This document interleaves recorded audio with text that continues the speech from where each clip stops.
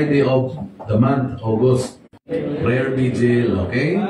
So yung gawain sa ano ngayon, sa Alian de Oro, meron din silang prayer vigil. No? Prayer vigil nila, pupunta yung mga pastor. So kanina, tawagan ko si Pastor Arnel at nandun na rin yung mga pastor. No? Nakakatuwa ba? Amen? Sige, dahil prayer meeting ngayon, so ang topic natin is about panalangin. Matthew chapter 7. 7 to 11. Matthew chapter 7 verses 7 to 11.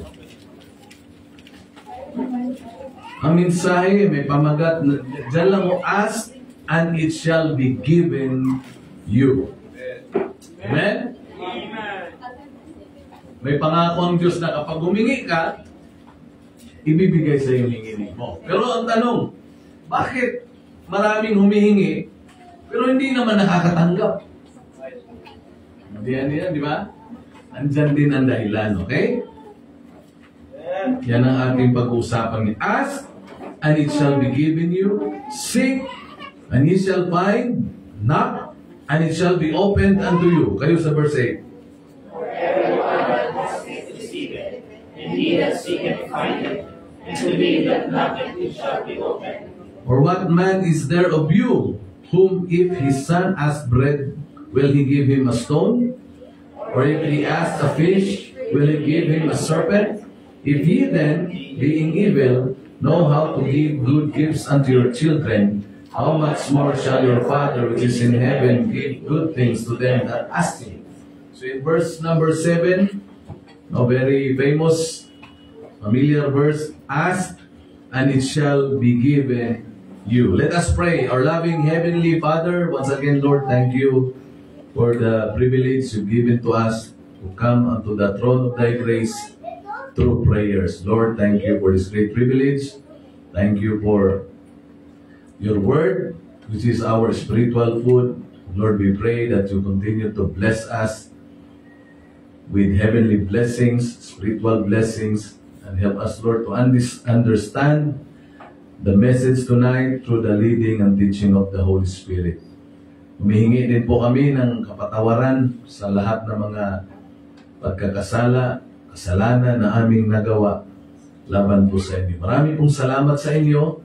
Salamat po sa inyong kabutihan. Salamat sa pagmamahal niyo sa amin, sa proteksyon, sa provision, sa lahat-lahat, Panginoon. Bless you po muli ang bawat isa sa amin. May mga kapatid pa kami papunta, pakaingatan niyo po sila. At i-bless nyo rin po ang mga makakapanood ng preaching na ito, Panginoon. Salamat ng marami. Sa pangalan ng Panginoong Jesucristo, ito po'y aming dalangin. Amen. Amen. Okay, so please be seated. So ask, and it shall be given you. So yung word na ask ay meron 3 letra, no? Sabi nung isang pastor ay acronym daw siya. Nandiyan na nga. Yung A stands for ask. Yung S naman is seek. Yung K naman is knock. Kaya nga, ask and it shall be given you. Seek and ye shall find. Knock and it shall be opened unto you. So lagi ko pong sinasabi na ang panalangin, prayer is talking to God. Amen? Prayer is asking and receiving. Kung gusto nating makatanggap, kailangan natin humingi. Amen? Bagamat alam ng Diyos yung ating mga pangailangan, pero we were commanded by God to ask. Kailangan talagang humingi. No?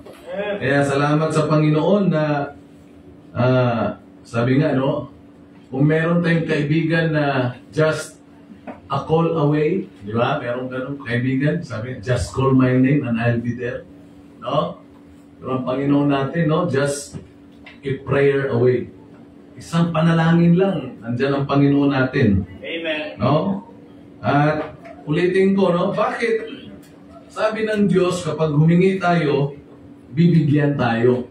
Amen. Pero ang tanong, bakit maraming humihingi? Hindi naman nakakatanggap. Yun ang problema. So as part of introduction, kailangan una, when it comes to prayer, no, we must pray with the right motive. Kailangan tama talaga ang ating motibo. No? Kaya nga, kung meron kang hingin sa Panginoon, kailangan sabi doon sa 1 John chapter 5, it must be according to His will. No? Hindi lahat ng, hindi porket sinabi na ask and it shall be given, lahat na lang pwede mong hingiin. No? Kailangan ayon pa rin sa kalooban ng Diyos. Minsan naman, sabi ng Panginoon, narinig ko sa pastor ko, ask and it shall be given. Di hihingi nga ako ng helicopter. Di ka na marunong mag-drive ng bike, helicopter pa. Diba? Minsan, humihingi ang tao na kahit ikaw mismo, alam mo na hindi pwede. Bagamat walang imposible sa Diyos, no? Pero dapat alam natin, pwede ba sa akin to? No? Kaya nga sabi dyan, no? Ask and it shall be given you, seek and you shall find, knock and it shall be opened unto you. Kaya nga, pagdating sa paghingi sa pananalangin, because prayer is asking and receiving, we must pray, we must ask God with the right motive. Tama talaga dapat yung motibo. No? Pag hiningi mo ang isang bagay, laging may kasunod na tanong, bakit mo hiningi yan? O bakit ko ito hihingiin sa Panginoon? Tama? Hindi yung hingi ka tapos mali ang motibo. Hindi talaga ibibigay ng Diyos yan. Because it can break your life. Bakit? Ikasisira ng buhay mo yan. No? Kaya sabi ni, pag mali ang motibo, hindi talaga ibibigay ng Diyos. Sabi doon sa James chapter 4, tingnan natin. James 4, verse 3. Ye ask and receive not. Humingi ka, pero hindi naman nakatanggap. Bakit? Because he asked amiss. Ano ibig sabihin ng amiss? Mali. Hindi tama. Kaya kapag hindi tama yung ating motibo, hindi talaga ibibigay ng Diyos yan. Okay? Ngayon, kung mali ang motibo, humingi ka, tapos, naging, meron naman, sisiguraduhin ko sa'yo, hindi yan galing sa Diyos. Ang dyablo nakikinig din. Tama? Ang dyablo nakikinig din. At tandaan natin, ang dyablo siya ang Diyos ng sanlibutan. Kaya sabi ko nga sa inyo ang dyablo gagawin niya lahat ng offer para para ang anak ng Diyos ay lumayo sa kalooban ng Diyos. Para lumayo sa Diyos. Kaya gagawin ng dyablo, no? Kaya magugulat ka.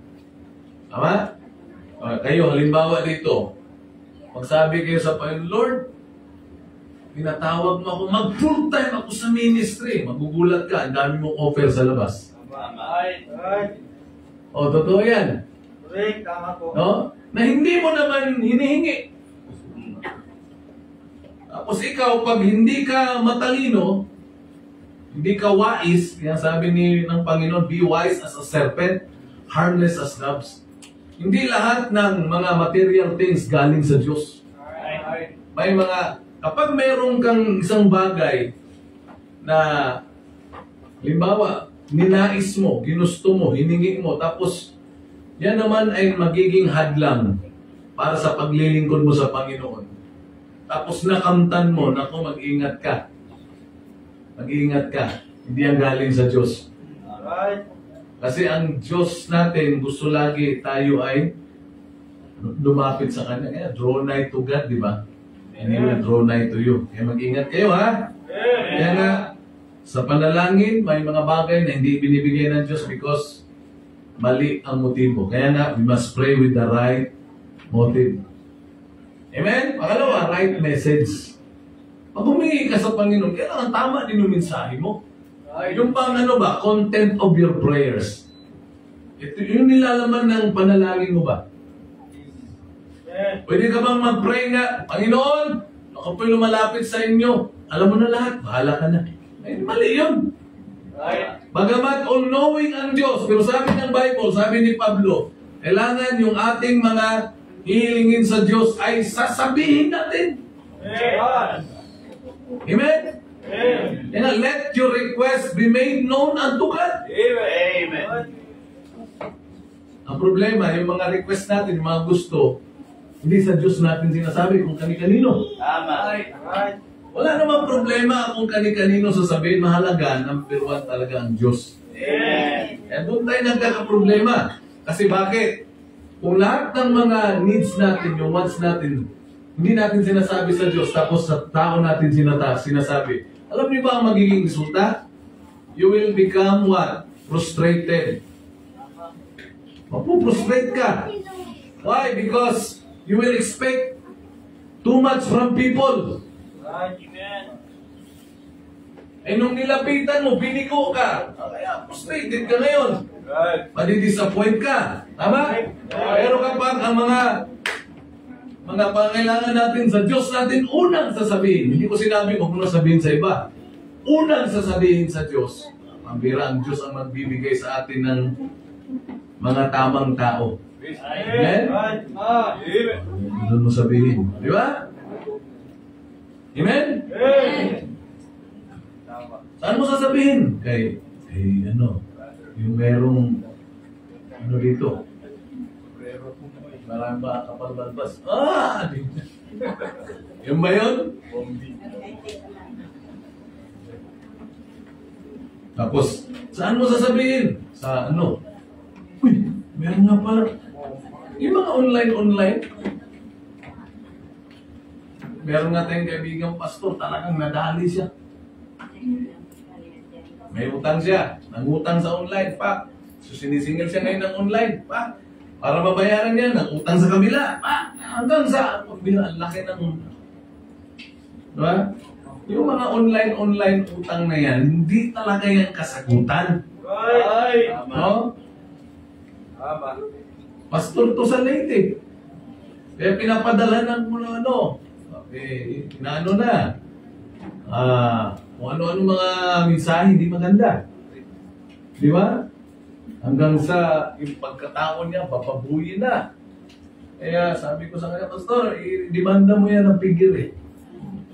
Pigir, bro, hindi na baboy ka na eh. No? Kaya, yung ating panalangin, kailangan tama ang mensahe ba? Tama, amen. Amen? Right motive, right message, of course, right manner. Manner, yung pag-ugali natin. Hindi ka pwedeng humingi sa Diyos na bastos ka. Amen. Hingi ka nga sa tao kung bastos ka, mayabang ka. Baka ang ibibigay sa iyo yung bulldog na aso. Pahabol ka. Di ba? Kaya sabi dito, ask and it shall be given you. Seek and it shall find. Knock and it shall be opened unto you. Tapos sa verse 8, itong sinabi. Tingnan nyo yung given you. Tapos sa verse 8, for everyone that asketh, receiveth. O yung mga humihingi, sabi, receive it. Pero ang tanong, itong realidad, hindi lahat ng humihingi nakakatanggap. Amen. Mayroong dahilan. Pag sinabing, sige, humingi ka, bibigyan kita. Pero bakit hindi nagkaroon? May problema. Amen. Tama ba? Kaya sabi ng Panginoon, no? For everyone that asketh, receive it. Alam naman natin na ang panalangin ay trabaho to. But prayer is life. Prayer is labor. Trabaho to. Prayer is not a substitution for work, but prayer is a work. Hindi kahalili ng trabaho ang panalangin. Ang panalangin mismo ay trabaho. No? Ako natutuwa ba? Kasi kahit pag prayer meeting natin, kumbaga nakasanayan na natin. Maraming mga prayer meeting ngayon na halos walang tao. Pero dito, ilan tayo? Mga 60 siguro. Mga 60, mahigit, kulang-kulang. No? 60 ba tayo ngayon? O 50? Marami na to sa prayer meeting. Ibig sabihin, naniniwala kayo sa panalangin? Prayer is a work. Pagtrabaho, importante yan. Ang mga nagtatrabaho, gumigising ng maaga yan. Para lang makapunta sa trabaho. Diba, meron sa Bible, ang kanyang trabaho, manalangin lang. Sino? Si Epaphroditus. He labored fervently in prayer. Kaya nga, prayer is a labor. Trabaho. At tingnan nyo, bakit sinabing labor? Kasi nga, hindi basta-basta manalangin. When you labor physically, medyo okay lang yan eh. Minsan, lalo na kapag kabisado mo na yung trabaho, no? Halimbawa, ang trabaho mo, ako, nag-labor ako sa construction. Merong mason.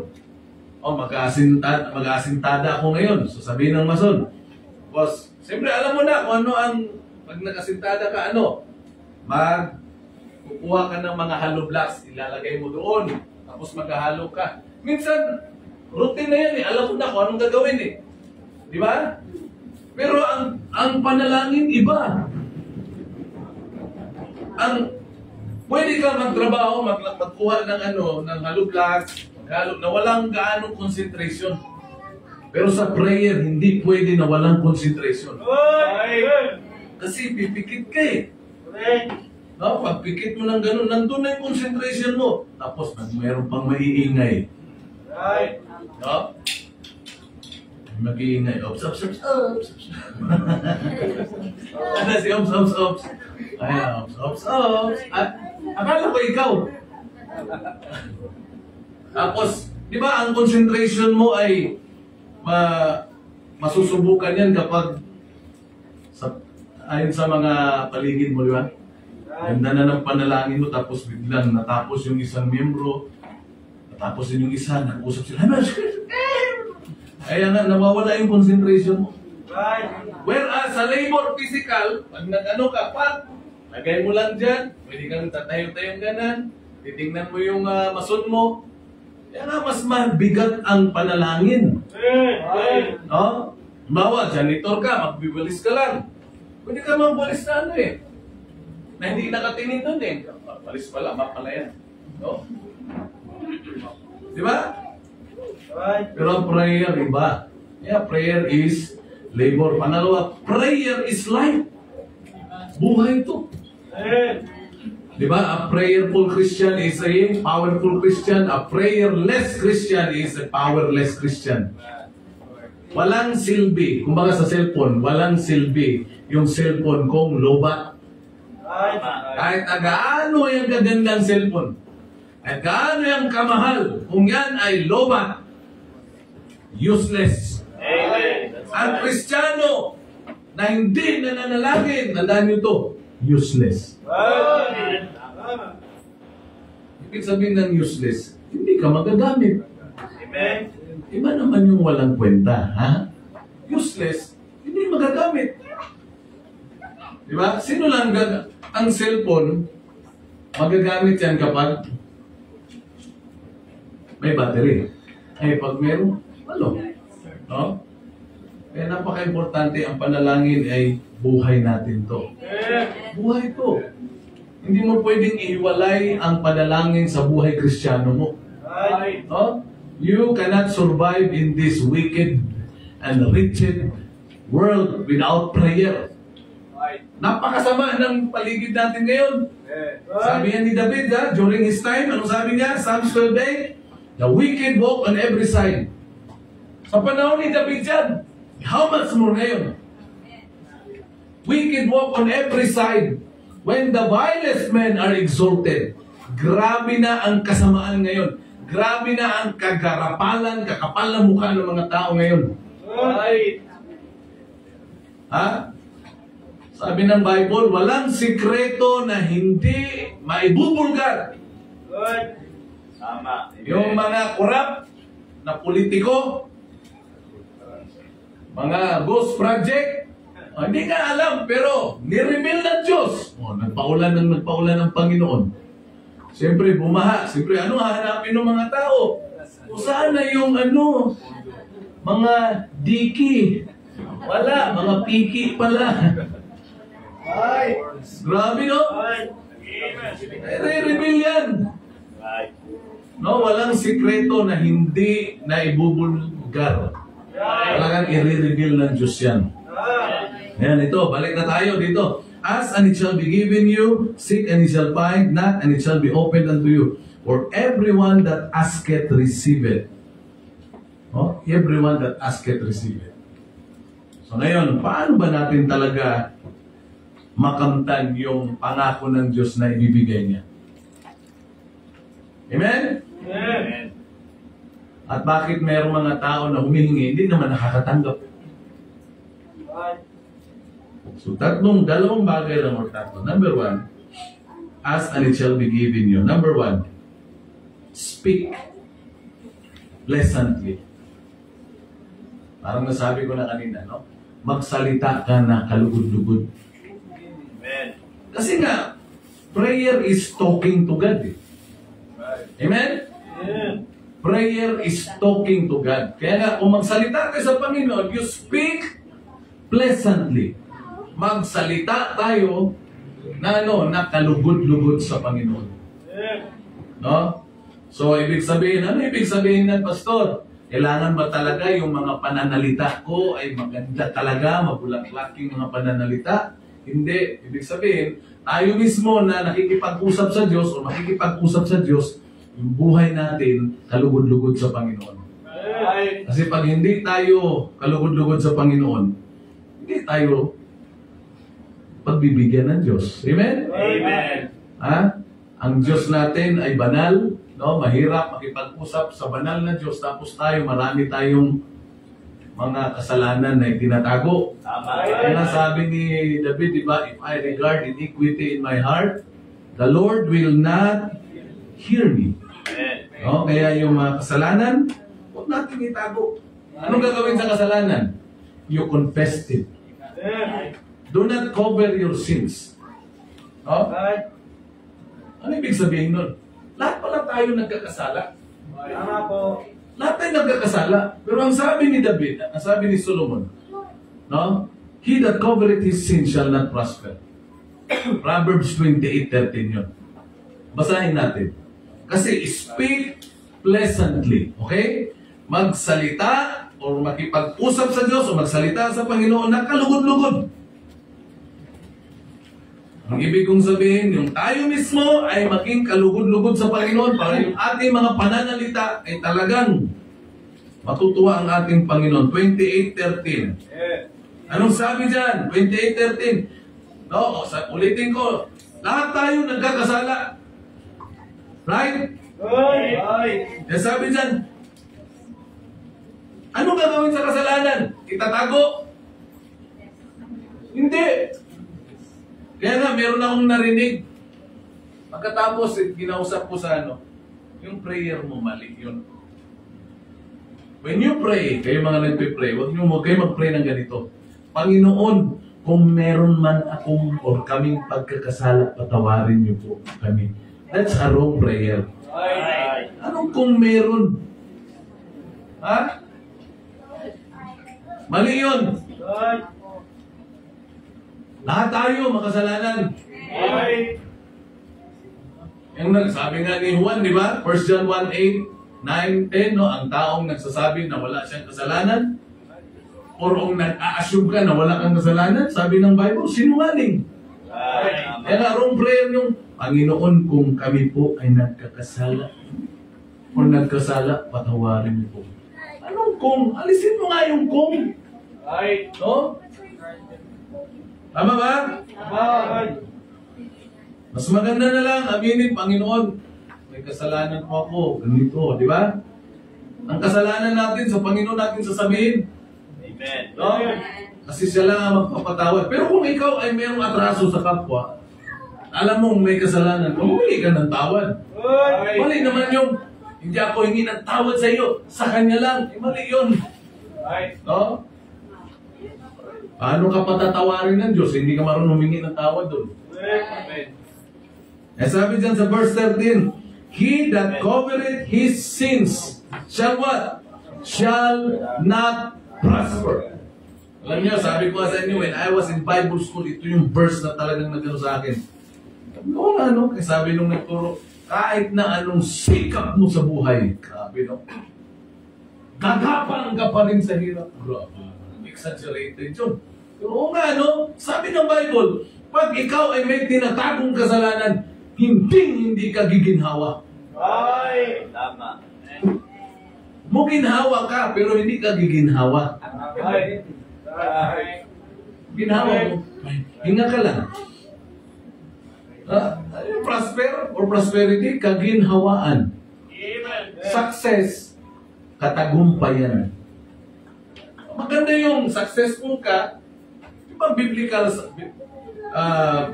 success, diba matagumpay ka, maginhawa ka. Kaya nga, PS lagi yan, di ba? Prosperity and success.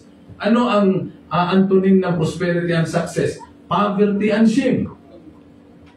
But 13:18, Proverbs 10, poverty and shame shall be to him that refuseth instruction. Diba 22 years old ako, 21, sabi nang nagturo sa amin, gagapang ka pa rin sa hirap. Yung nga, no? Lahat naman tayo, meron tayong mga kasalanan. We have secret sins. Amen? Amen.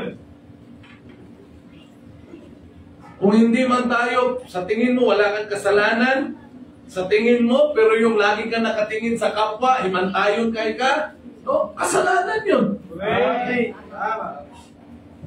Tama ba? Kaya nga, he that covereth his sins shall not prosper. You cannot talk to God. You will not be pleasing to God pag meron tayong kasalanan. Ha? He that covereth his sins shall not prosper. Di talaga magtatagumpay. Dito tingin mo na. Sa basketball, talagang reaching. Dito tingin. Mamaya ka na magsulat. Gusto niyo ba buminawa? Amen. Ayun, no? I-confess natin kasalanan. Saan? Sa Diyos. Pero ito ganda, sabi ni Solomon. Ano sabi niya? But he that confesseth and forsaketh them shall have mercy. Pag i-confess natin at talagang iiwanan, sabi ng Biblia, kaawaan ka ng Diyos. Di ba? Kaawaan tayo ng Diyos. Isipin mo yan. God is a God of mercy. God is a God of miracle. Ang bihira. Sabi ng Diyos. Hindi naman talaga mahirap makamtan yung awa ng Diyos eh. Kaya lang, minsan hindi tayo kaawa-awa because of our covered sins. Tama. Eh, yung kasalanan, kaya you cannot speak pleasantly with God pag mayroong kasalanan. Kaya, nangako ang Diyos, sige, bibigay ko sa iyo, humingi ka, pero ang problema, hindi mo nga natatanggap. Pwedeng i-withhold ng Diyos. Bigay ko sana si Kailan. Kasalanan ka eh. Diba? Panginoon, patawarin mo nga ako kung meron akong kasalanan. Mali nga eh. Mali nga eh. Ha? Kaya na, speak pleasantly. Amen? Amen. Speak pleasantly. Napaka-importante, no? Lagi tayong, tingnan lagi natin sarili natin. Tingnan lagi natin. Kumusta kaya ako? Kumusta kaya ako sa harap ng Diyos? Huwag mo na, never mind others. Minsan tayo, masyadong sa iba nakatingin. No? Parang ano ba, mga modern Pharisees. Alam niyo mga modern Pharisees? Maraming modern Pharisees sa Kristiyano. Ang mga Pariseo sa Biblia, ang laging nakikita nila yung mali. Saka magagaling magsalita yun. Magagaling. Pero, sabi ng Panginoon sa Matthew 23, yung mga Pariseo, sabi niya sa mga apostoles, ano man ang sinasabi ng mga Pariseo, basahin natin, gawin nyo. Kasi tama naman yung sinasabi nila, pero wag nyo lang gayahin sila. Gagaling nila magsalita, pero yung kanilang gawa ay kontra doon sa kanilang sinasabi. Tama. Tingnan natin, 23, verse 1. Then spake Jesus to the multitude and to his disciples, saying, The scribes and the Pharisees sit in Moses' seat, o mga eskriba, mga Pariseo. All therefore, sabi ng Panginoon, all therefore, whatsoever they bid you observe, ano man ang kanilang iutos sa inyo na gawin, gawin nyo. Basta tama. Sabi, that observe and do. That observe and do. But do not ye after their works. Ano sinasabihin nila sa inyo? Ito gawin nyo, pero huwag nyong gayahin ang kanilang mga ginagawa.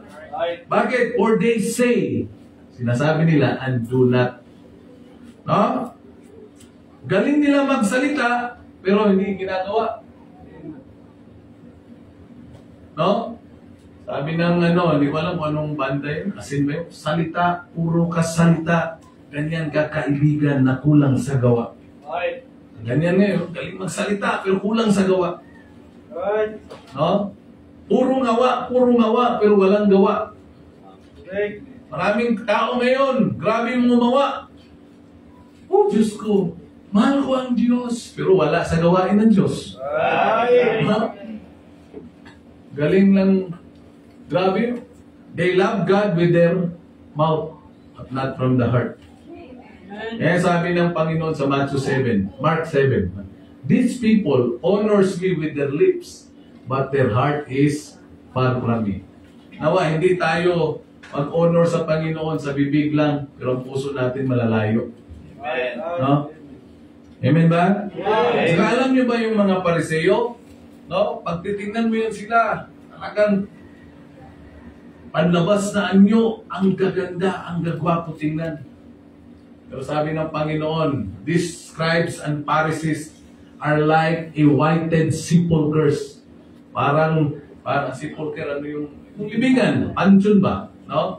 Ang sepulcher, yung pansyon, yung libingan, gumaganda yan bago mag-November 1. Kasi nililinisan niya, tapos pinipinturahan. No? Basta iba, ang gaganda. Hindi lang whited sepulcher, hindi lang napinturahan, kundi mga tiles sepulcher, kakanda. Ganyan ang mga Pariseo, ang ganda sa labas, pero ang loob ay punong-puno na mga buto ng tao.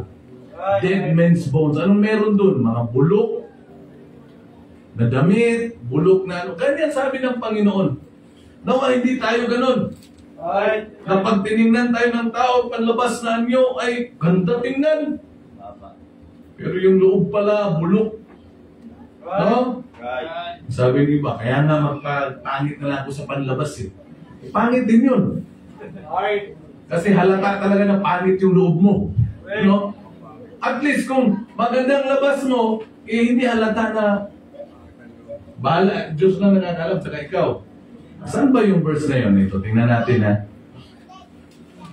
Whited sepulchres, ito, tingnan natin. Dead men's bones. Saan ba yun?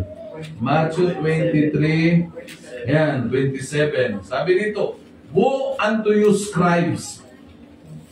Woe unto you, scribes and Pharisees. Hypocrites. Mga modern Pharisees, mga hypocrites. Amen? For ye are like unto whited sepulchres. Ano sepulchres? Sepulchre, pansyon ba? Ano sabi? Which indeed appear beautiful outward. Oh, sa panlabas na nyo, ganda.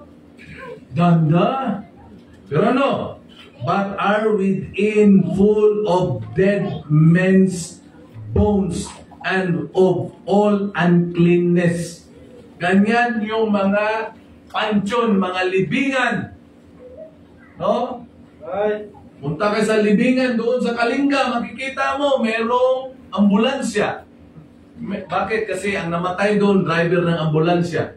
Merong pansyon na eroplano. Dahil ba piloto, hindi nakasakay ng eroplano yung namatay. No? May nakaranas siya. Hindi ko lang alam kung piloto ba talaga. Meron nga cake din eh. Di ba nakapunta nga nun? Meron cake. Bakit? Kasi, hindi ko alam ang kwento. Baka nagagawa ng cake or nung birthday niya, inihipan yung cake, patay bigla. Kaya baka ganun siguro, no? Meron ding Bible. Oh, kasi pastor, no? Tapos, meron din namang, ano pa bang meron doon? Sapatos. Sapatos na forma. Kasi nga, ang sapatero. No? Meron ding tali. Meron bang tali doon? Ha? Ano karating ka doon, di ba? Oh, may kabayo. Kasi, yun ang bagay kay Kabayo ganda. Matay. Kinig. Ano pa? Basta ganun eh. Ang gaganda sa labas, pero nasabi ng Biblia, ang loob nun ay bulok. Bulok na katawan ng tao. Di ba? Bulok na damit. Nandun lang. Kaya nawa, hindi tayo sa outward appearance, maganda tayo tingnan, gwapo tingnan. Pero ang loob natin, hindi maganda. Pero pwedeng gumanda ang loob natin. Pag yung mga kasalanan natin, i-confess natin sa Panginoon. Amen? Amen. At then, we forsake the sins. Okay? Ano natin? Kaya nga, malamang, yung hingiin mo, talagang matatanggap mo yan. No? If we speak pleasantly. Then, pangalawa, stay patiently. Ano ibig sabihin? Manatili ka matyaga. Sipin mo humingi ka tapos umalis ka. Alala niyo sa Luke chapter 11, basahin natin yun. Merong nanghiram, hindi siya nang humingi, nanghiram siya ng pagkain. Kasi meron siyang bisitang dumating. No? Kung hindi siya matyagang naghintay, hindi niya mapapakain yung bisita niya.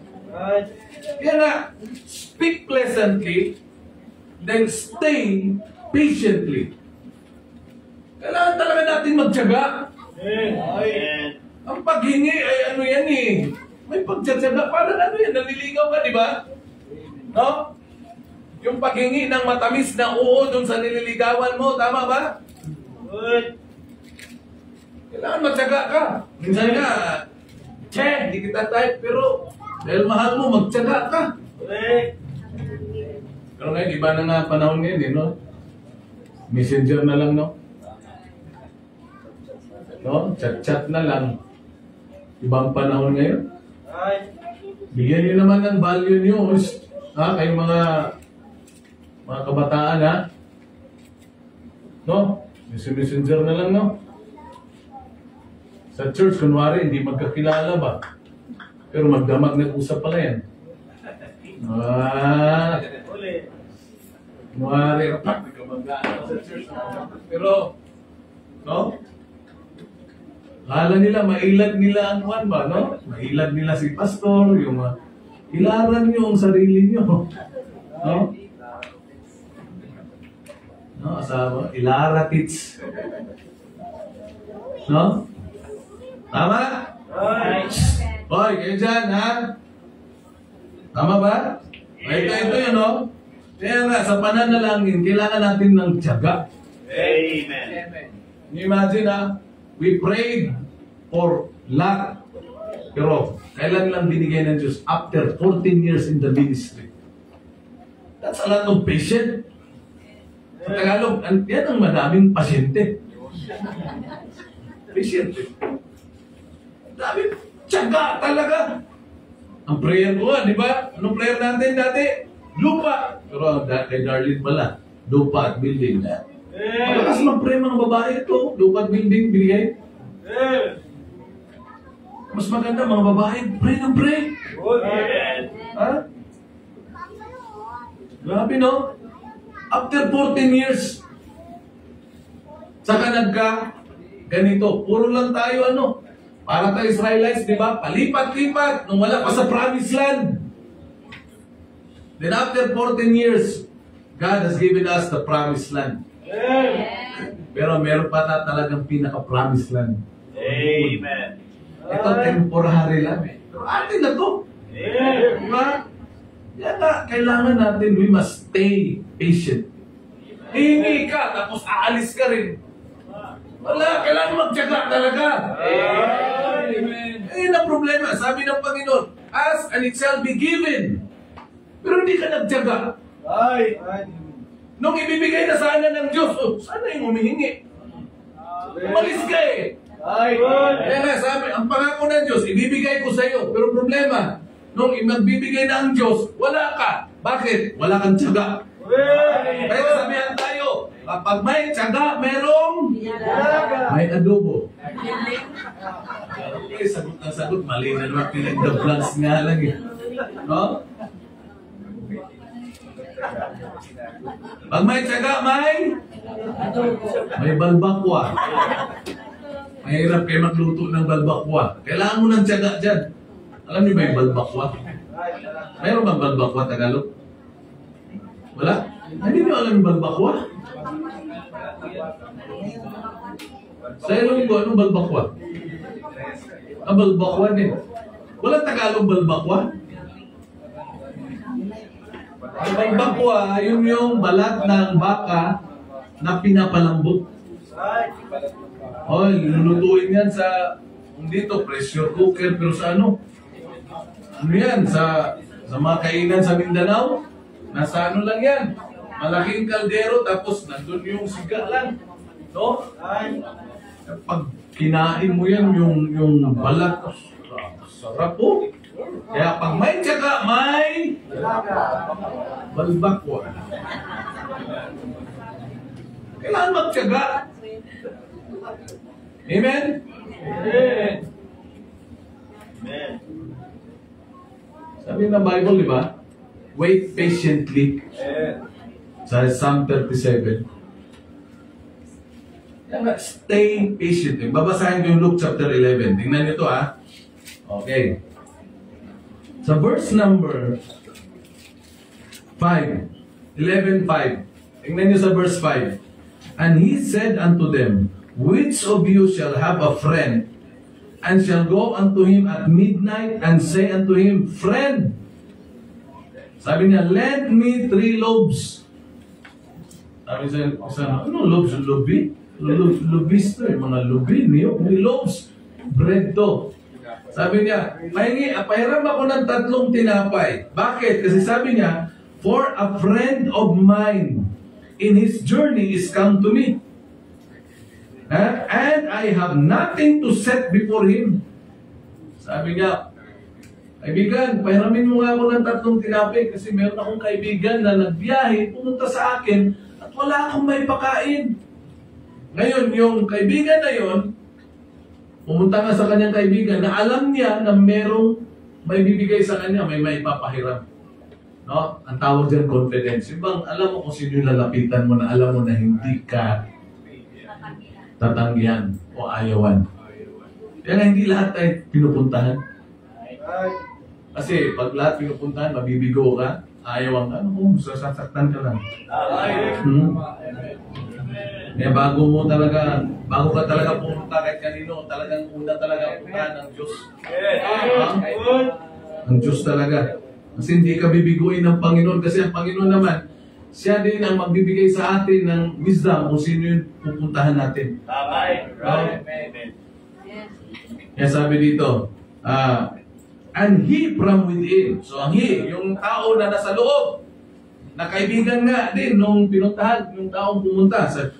And he from within shall answer and say. So sumagot pa, trouble me not. Wala akong guluhin. The door is now shut, and my children are with me in bed. I cannot rise and give thee. Nung marinig nung taong nasa loob, na hinihiraman ng 3 tinapay ng kanyang kaibigan. Dahil yung kanyang kaibigan ay meron din kaibigan na pumunta sa kanya pero wala siyang mapakain. Sabi niya, huwag mo na akong guluhin. No, nandito na ako, mga bata, nasa higaan na kami. Ganda, no? Pero ngayon, hindi na yata nangyayari ito, no? No? Kasi ang mga bata ayaw nang tumabi sa magulang. No?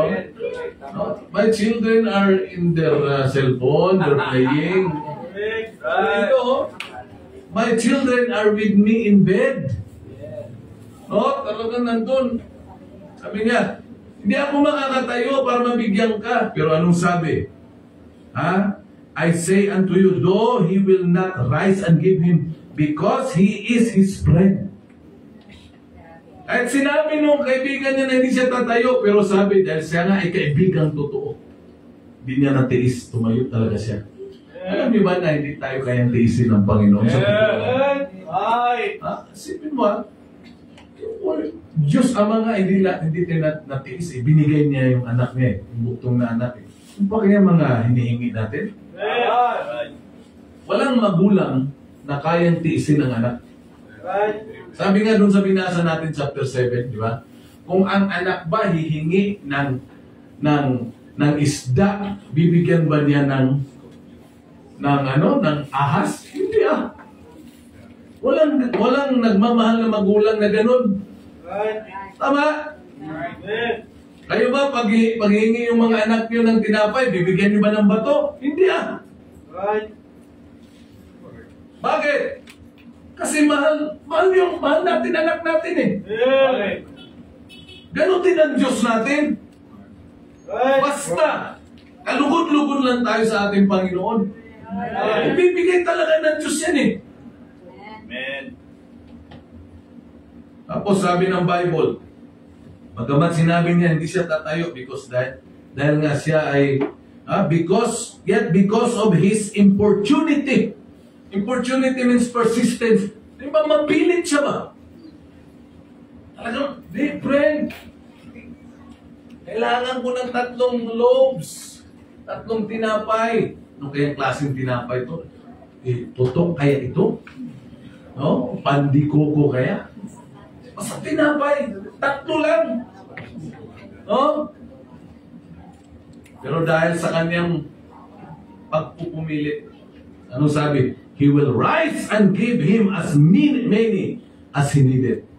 Kaya nga, tingnan nyo specific yung hiningi. 3. Kaya nga, sabi dito, dahil sa nagpumili talaga, tumayo siya at kung ilan yung request niya, binigay. Bakit binigay? Kasi nga, kaibigan niya eh. At isipin nyo, nung siya tumayo at kumuha ng tinapay, kung hindi nagtyaga yung nasa labas,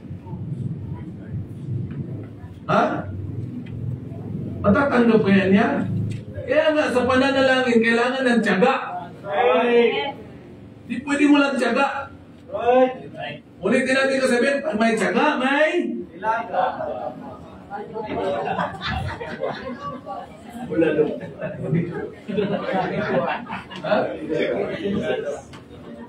Bahala na kayo kung ano yung dudugtong nyo.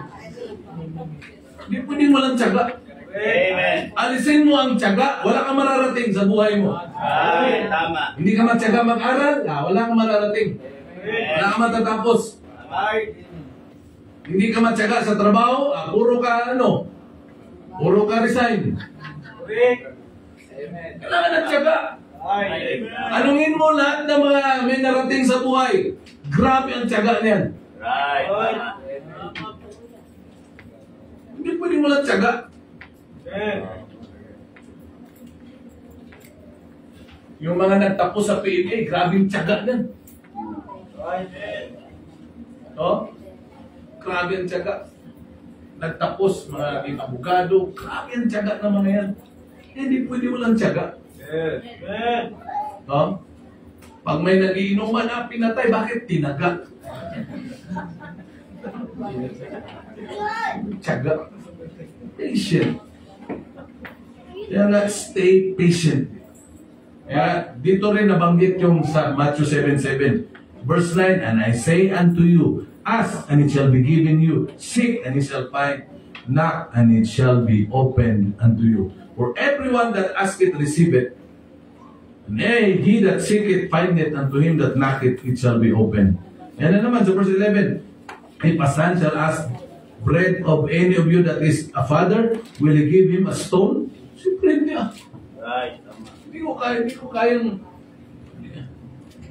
Kahit sa panluloko, hindi mo pwedeng magawa sa anak mo yan. Right. Matutuwa ka ba na kunwari, o anak, tinapay ito, sige kinain. Hindi. Si Kuya Joe, pag humingi si Louie ng tinapay dyan, si tinapay talaga, di ba kaya? Hindi pwedeng ba ito?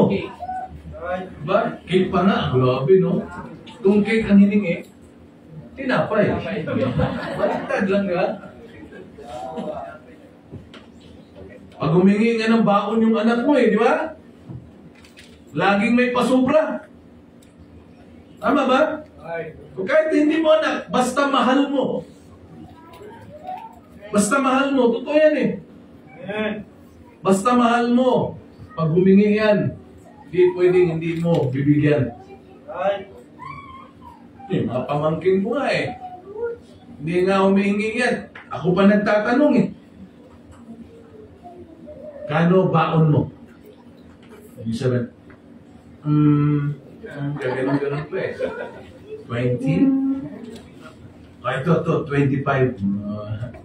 Turuan. Operain yan, ha? Right. Turuan ka agad. Yeah.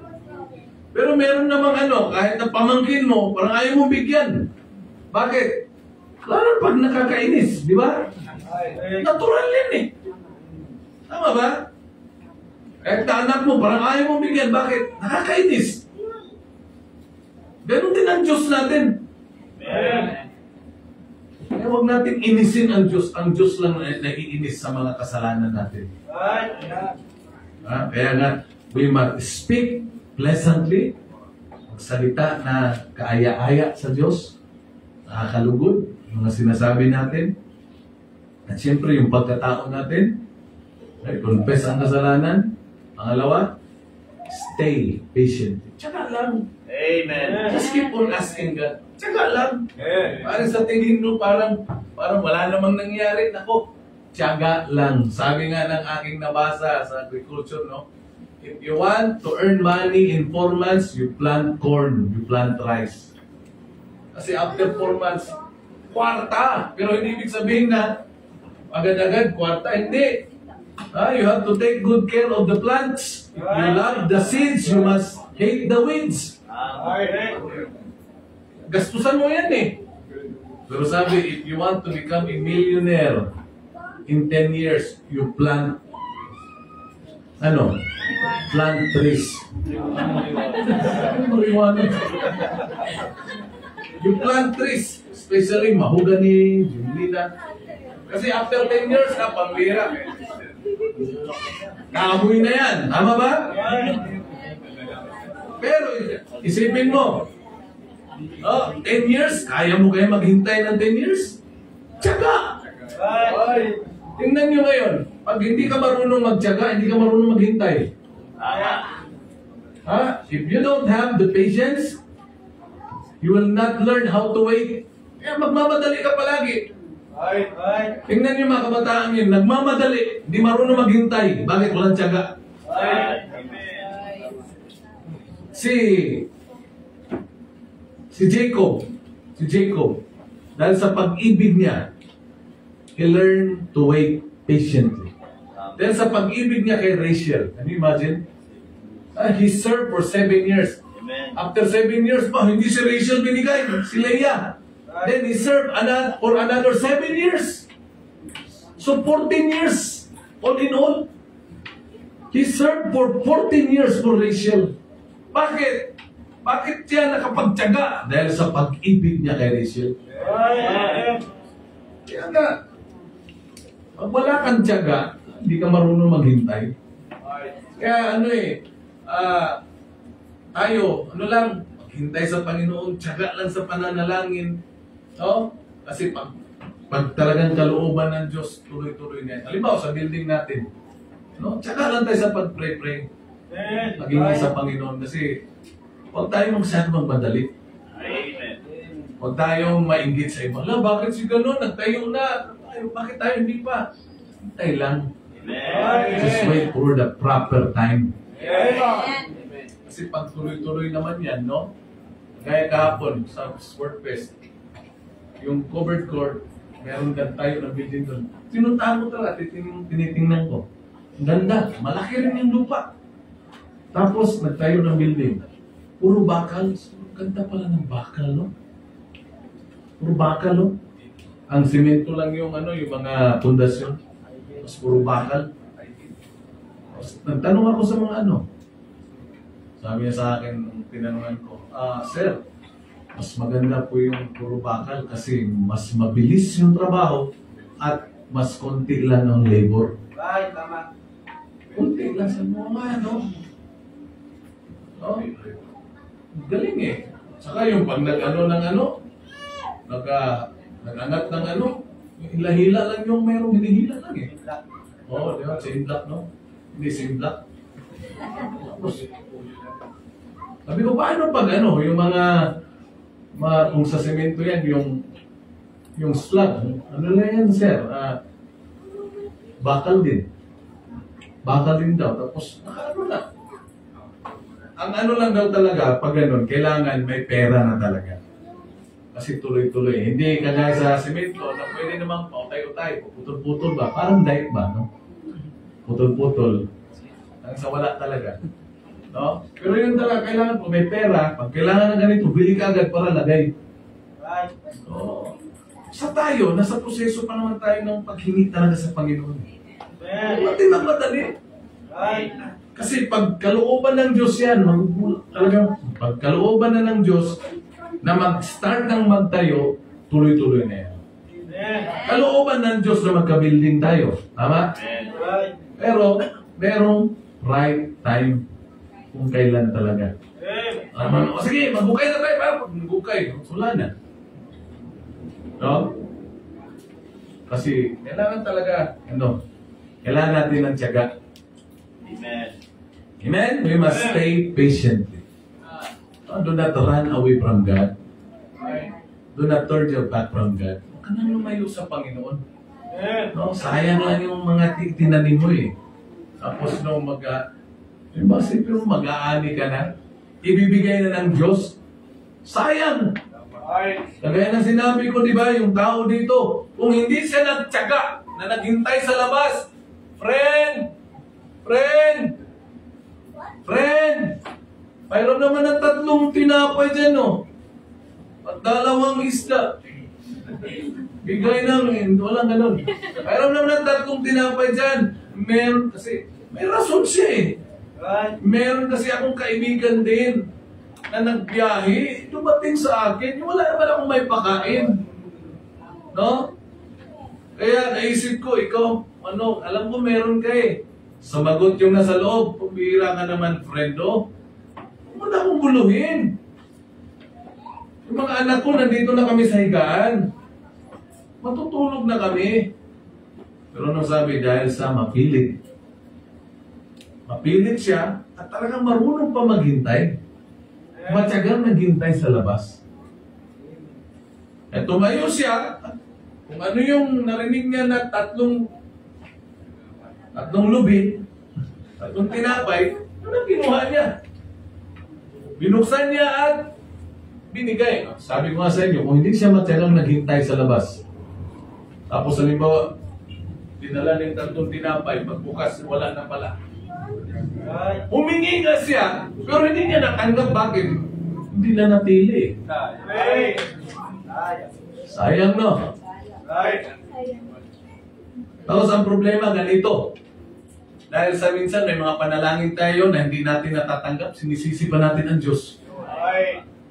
Diyan ka nagkakamali. Ibibigay na nga ng Diyos eh. Wala ka lang.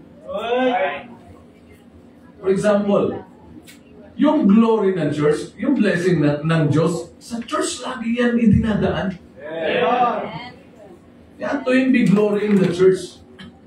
Lagi yan dinadaan ng Diyos sa church. Wala ka. Di ba? Napunta tuloy sa iba. Kaya nga, stay patiently. Pili ka, tiyaga lang. Amen? Ganyan. Ask and it shall be given. It shall be given. Pangako na yan eh. Ang tanong, matatanggap mo ba talaga? Ha? You will receive it if you speak pleasantly to God and if you stay patiently.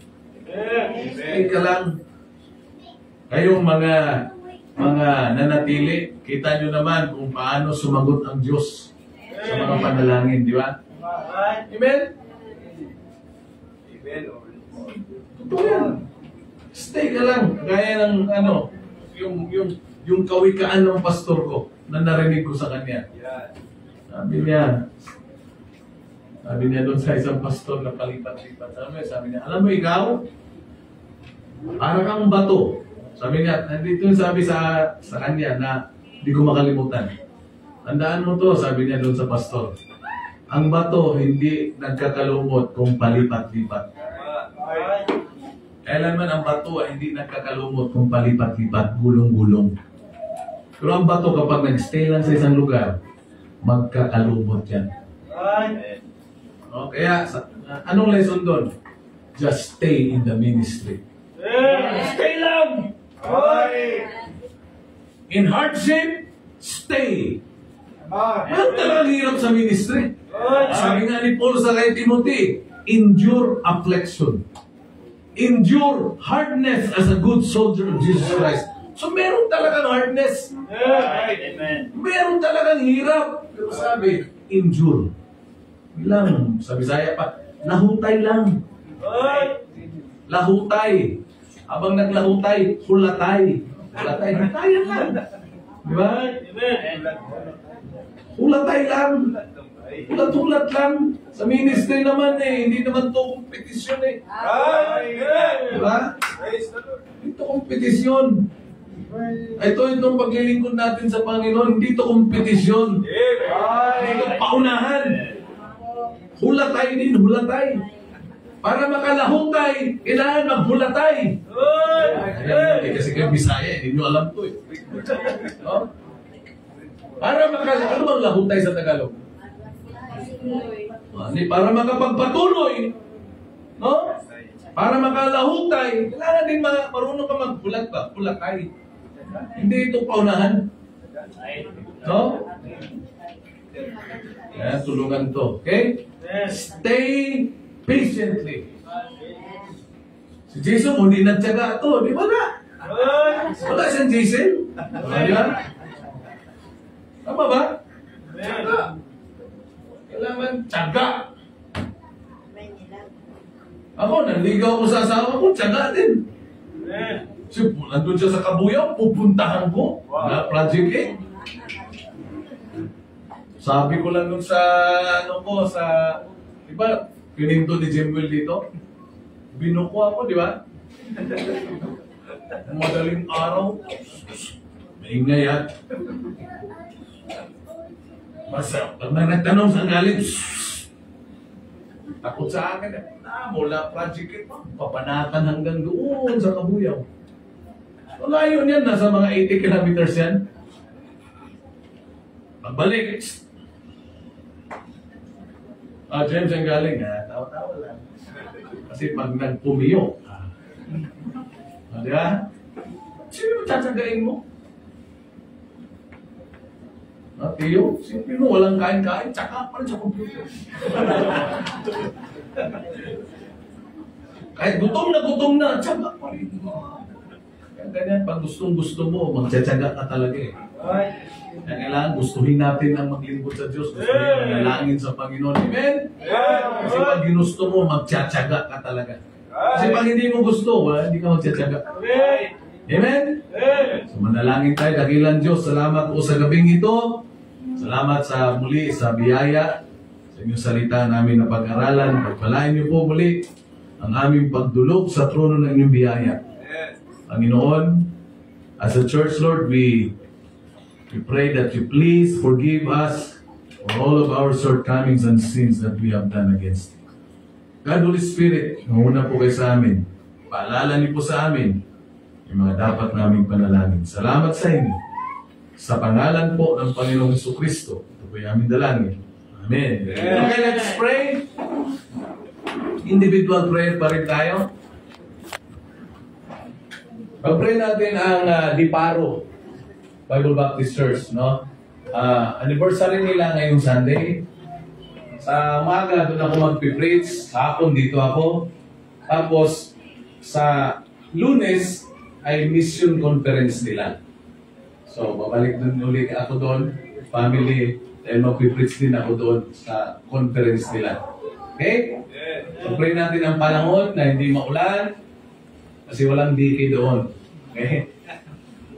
Mababaha din doon eh. So, pag-pray na. Pray for one another. Amen? Sige, let's go to the Lord in prayer. Thank you for watching. God bless.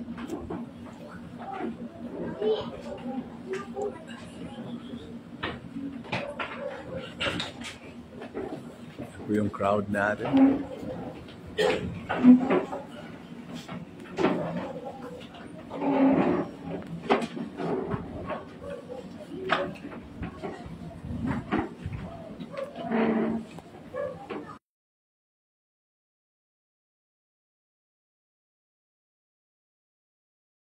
Okay, thank you. God bless po. Magandang gabi sa lahat. Bye-bye.